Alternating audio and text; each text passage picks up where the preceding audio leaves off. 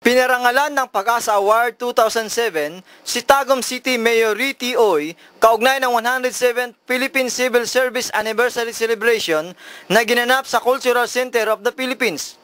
Ayon kay Elmer Bartolata, Assistant Commissioner ng Civil Service Commission, ang nasabing award ay ipinagkakaloob lamang sa mga natatanging opisyal ng gobyerno na di matatawaran ng husay at kontribusyon sa pagpapaunlad sa lahat ng aspeto ng komunidad.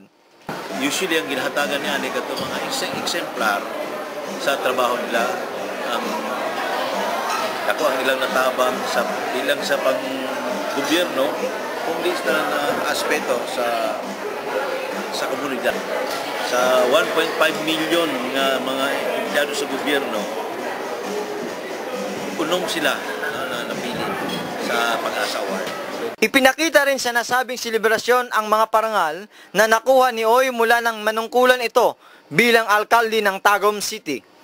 Pinasalamatan naman ni Oy ang kanyang mga kasamang opisyalis at mga empleyado ng lungsod at Karatig Pook dahil sa kanilang suporta at kontribusyong ipinamalas upang lalo pang maging maunlad ang Tagum. And on our part also, being public official, mandated manda, although our duties and responsibilities, so with or without awards, trophies, medals, plaque, trabaho, we are mandated to. With that award, orang madubol tayong ganitong trabaho ani. Ang mga tao, naku ilang expectation nga we will deliver more services and projects. Mula dito sa Tagum City, Ronald Leonor para sa UNTV News Worldwide. At ito ang balita.